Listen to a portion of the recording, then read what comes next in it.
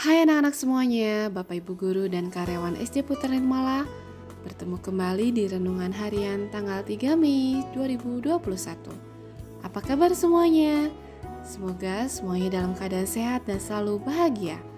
Kemarin kita memperingati Hari Pendidikan Nasional. Jadikan setiap tempat sebagai sekolah dan jadikan setiap orang sebagai guru. Selamat Hari Pendidikan Nasional 2021. Baik anak-anak, sebelum kita mendengarkan renungan, kita berdoa terlebih dahulu. Ambil sikap berdoa yang baik, lipat tangan dan tundukkan kepala. Marilah kita berdoa. Dalam nama Bapa dan Putra dan Roh Kudus, amin. Allah Bapa kami yang bertahta di dalam surga, kami bersyukur kepadamu atas berkat dan perlindungan-Mu sepanjang malam tadi. Kami bersyukur karena pagi hari ini kami boleh bangun dengan tenaga dan semangat yang baru.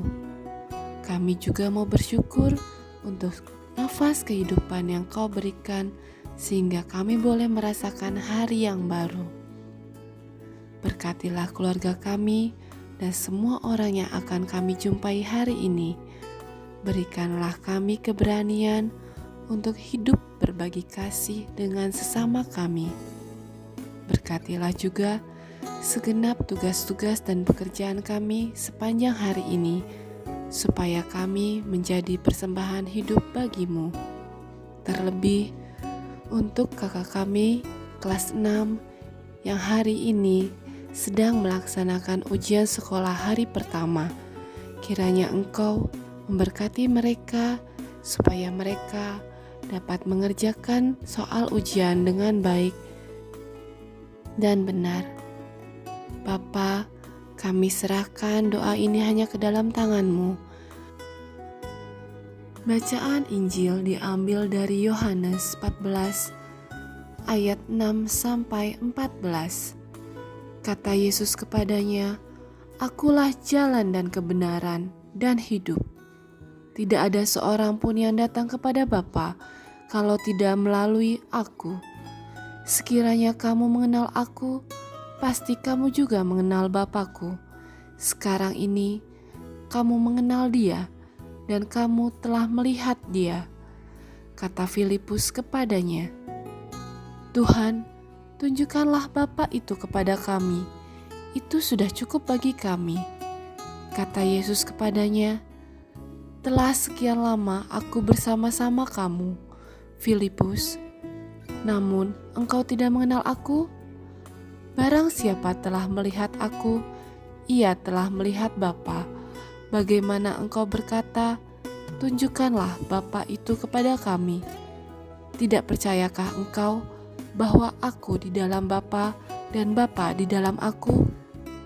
Apa yang Aku katakan kepadamu, tidak Aku katakan dari diriku sendiri, tetapi Bapa yang diam di dalam Aku, Dialah yang melakukan pekerjaannya. Percayalah kepadaku bahwa Aku di dalam Bapa dan Bapa di dalam Aku. Atau setidak-tidaknya, percayalah karena pekerjaan-pekerjaan itu sendiri. Aku berkata kepadamu, sesungguhnya barang siapa percaya kepadaku, ia akan melakukan juga pekerjaan-pekerjaan yang Aku lakukan. Bahkan pekerjaan-pekerjaan yang lebih besar daripada itu. Sebab Aku pergi kepada Bapa, dan apa juga yang kamu minta dalam namaku, Aku akan melakukannya, supaya Bapa dipermuliakan di dalam Anak. Jika kamu meminta sesuatu kepadaku dalam namaku, Aku akan melakukannya." Demikianlah Injil Kristus. Dalam hidup ini, mustahil jika tidak ada rintangan atau halangan, baik yang berat maupun yang ringan. Ada saat kita mengalami sukacita dan ada saat pula kita menangis, kecewa, terluka, dan lain-lain. Namun, cara pandang dan sikap kita menghadapi aneka peristiwa itulah yang menentukan apakah kita bisa melalui dan mengubah pengalaman menangis menjadi pengalaman sukacita. Surat Rasul Paulus kepada jemaat di Korintus mengajak kita untuk berpegang teguh pada iman kita akan Kristus yang menderita, wafat, dan bangkit. Hanya saja terkadang kita seperti Filipus yang berkata kepada Yesus, "Tunjukkanlah Bapa kepada kami, maka kamu akan puas." Sudah sekian lama kita menyatakan diri sebagai pengikut Yesus Kristus dengan menjadi seorang Kristiani. Mengapa kita masih meminta petunjuk kapan Bapa hadir dalam hidup kita? Mengapa kita masih memandang penderitaan sebagai hukuman dari Bapa? Bukankah kita harusnya bersyukur karena kita diberikan kekuatan dan ketabahan untuk melewati jalan penderitaan dan jalan salib kita?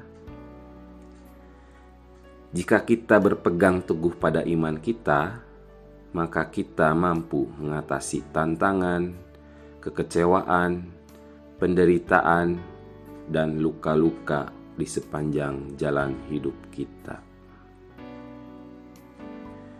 Ya Tuhan, bersihkanlah hati kami agar kami mampu melihat Engkau dalam diri sesama kami, dan memuliakanlah Engkau dalam hidup